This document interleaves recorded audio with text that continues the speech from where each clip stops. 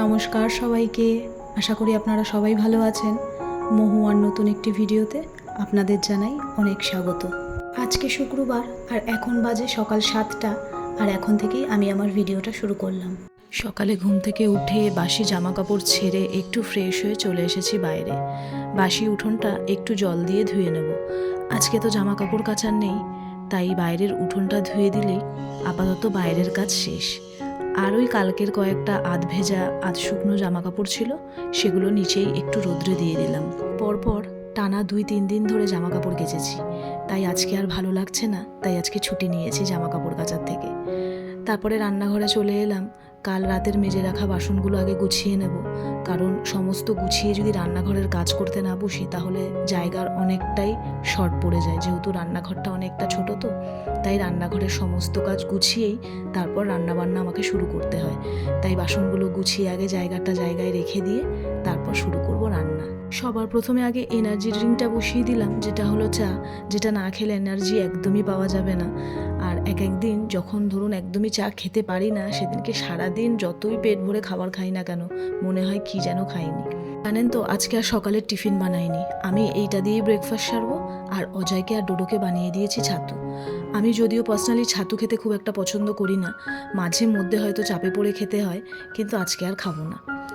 তো ওই ব্রেকফাস্ট সেরেই চলে এলাম রুমে। এখন রুমটা ভালো করে ক্লিন করে নেব। আর আজকে ডোডোকেও স্কুলে পাঠাইনি, যেহেতু ওর সোমবার থেকে এক্সাম শুরু হচ্ছে, তাই ভাবলাম থাক আজকে বাড়িতেই থেকে পড়াশোনা করুক, তারপর শনি রবিবারটা তো এমনিই ছুটি আছে।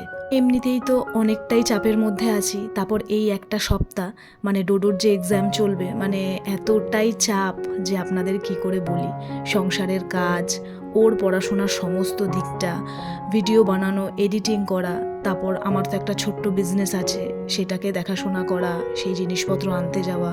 তারপরে আবার আমার বাবার পাটা জানি না, কালকে সমস্ত টেস্ট করতে যাওয়ার কথা আছে, দেখি কি হয়। তাই কতটা যে প্রেশারে আছি সেটা আপনাদেরকে বলে বোঝাতে পারবো না আমি। মানে সব কিছু কাজের মাঝখানে যখন মানে মাথায় আসছে না যে বাবার পাটা কবে ঠিক হবে, কবে পাটা সারবে, তো সেটা নিয়ে মাথাটা খারাপ হয়ে যাচ্ছে। হ্যাঁ, সংসার মানেই তো চাপ, সমস্ত চাপ মাথায় নিতে হবে, সেগুলোকে নিয়েই চলতে হবে, মাথাটাকে ঠান্ডা রাখতে হবে। মেন হচ্ছে সমস্ত কাজের মাঝখানেও মাথাটাকে ঠান্ডা রাখা, পজিটিভ চিন্তাভাবনা করতে হবে। কারণ আমি মনে করি সমস্ত টেনশনের মাঝখানে যদি পজিটিভ চিন্তাভাবনাটা করা যায়, তাহলে বাজে যে ভাবনাগুলো সেগুলো না অতটা কাবু করতে পারে না। হ্যাঁ জানি টেনশন হয়, সমস্ত কিছু নিয়েই টেনশন হয়, তবু সেটাকে অনেকটাই কম করে দেয় যদি আমরা ভালো ভালো চিন্তা করি আর কি, যেটা আমি এতদিনের সংসার জীবন করে কিছুটা হলেও বুঝতে পেরেছি। এদিকে আমি আমার রুমটা খুব ভালো করে ক্লিন করে নিয়ে ভালো করে ঝাড় দিয়ে বাইরেটাও একটুখানি পরিষ্কার করে নিলাম। আর এই দেখুন, আজকে আমাদের বাড়িতে এসেছে আবার অতিথি। মানে যখনই কাকিমা মাঝে মধ্যে কোথাও যায় তখনই সুযোগ পাই ওকে এখানে আনার, মানে কাকিমা রেখে যায়, তাই আজকেও রেখে গেছে। ডোডো তো ভীষণ খুশি হয়। পেয়ারা খেতে ভীষণ ভালোবাসে, মানে কাকিমা বলে পেয়ারা দিলে ওর আর কিচ্ছু চাই না। তো সেইটাই আজকে আমি হাতে নাতে প্রমাণ পেলাম। কাকিমা যখন সকালবেলা আমার কাছে ওকে দিয়ে গেছিলো, তখন গাজর আর বিনস দিতে বলেছিল, তো সেইটা আমি দিয়েছি, দেখতেই পাচ্ছেন। তো সেটা পুরো ধরা রয়েছে, আর অনেকক্ষণ দিয়ে ডেকে যাচ্ছে, কত রকম যে কথা বলে। তাই ভাবলাম এখন পেয়ারা দিই। কাকিমা বললো বিনস গাজর দেওয়ার আধ ঘন্টা পরে ওকে পেয়ারা দেবো। তো দেখো পেয়ারাটা মানে খেতেও এত ব্যস্ত, সত্যিই ও পেয়ারা খেতে ভীষণ পছন্দ করে। কি সুন্দর ওর ভেতর থেকে দানাগুলোকে নিচ্ছে, আর ওই সবুজ কালারের বাটিটার মধ্যে চাপ দিয়ে ভেঙে কটকট করে আওয়াজ হচ্ছে, শুনতে পাচ্ছেন আশা করি। কি সুন্দরভাবে খাচ্ছে। চলুন এখন চট করে রান্নাবান্নাটা সেরে নিই, নাহলে অনেকটাই দেরি হয়ে যাবে। আর আজকে না অনেক মানে কি বলবো, খাটনির রান্না রয়েছে। খারকোল নিয়ে এসছে বাজার থেকে, অনেক দিন ধরে বলছিলাম, আর এখানে নিয়ে এসছে হচ্ছে চারাপোনা। খারকোল পাতা খেতে এত ভালো লাগে না, আর আমার ঠাকুমা মা দুজনে এত সুন্দর খারকোল পাতা বানায়, তাই আমিও আজকে আনতে বলেছি। আর একটা ভুল দেখুন, আমি মানে ডাটা সমেত বসিয়ে দিয়েছিলাম, তারপরে হঠাৎ মনে পড়লো যে ডাটাগুলো তো দেয় না। আসলে অনেক দিন আমি রান্না করি না, তো ওই জন্য মানে আমি ভুলেই গেছিলাম। তো ওটাকে সেদ্ধ হতে বসিয়ে দিয়ে এখন আমি চট করে মাছগুলোকে ভেজে নেব। আর এই দেখুন খুব সুন্দর ভাপিয়ে নিয়েছি।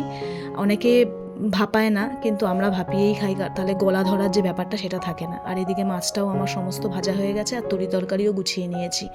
মশলা, বেগুন, আলু দিয়ে ধনেপাতা দিয়ে মাছের ঝোলটা বানাবো। আর এখানে তো অনেক রসুন লাগে খারকোল বাটাতে, রসুনগুলোকে ছাড়িয়ে নিয়েছি। আর অনেকটা কাঁচা লঙ্কা দিয়েছি, কারণ এই খারকোল পাতা না একটু ঝাল ঝাল না হলে ভালো লাগে না। আর ডোডো তো খাবে না, তাই জন্য বেশি ঝাল হলেও অতটা অসুবিধা নেই। তো এখন এটাকে ভালো করে নাড়িয়ে বেশ অনেকক্ষণ ধরে এটাকে নাড়তে মানে এটাকে যতক্ষণ কষানো যাবে এর রান্না ততই ভালো হবে। দেখুন রংটা কত সুন্দর হয়েছে।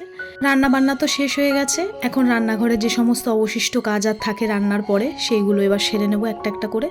বাসনগুলো সমস্ত মেজে নিয়েছি। আর জানেন তো, যেই দিনকে অতিরিক্ত বাসন হয়ে যায় সেদিনকে এই ঝুড়িতে উপর দিতে অনেকটাই অসুবিধা হয়। আর এই কাপ, কাচের গ্লাস, এই সমস্ত জিনিস আমি এই ঝুড়িতে উপর দিই না, কারণ এর আগে আমার একটা নতুন গ্লাস ভেঙে গেছে। যাই হোক, সমস্ত কাজ শেষ হয়ে গেছে। আর আজকের ভিডিওটা এই পর্যন্তই থাক। দেখা হবে নতুন অন্য কোনো একটি ভিডিওতে। ততক্ষণের জন্য আপনারা সবাই ভালো থাকবেন আর নিজেদের খেয়াল রাখবেন।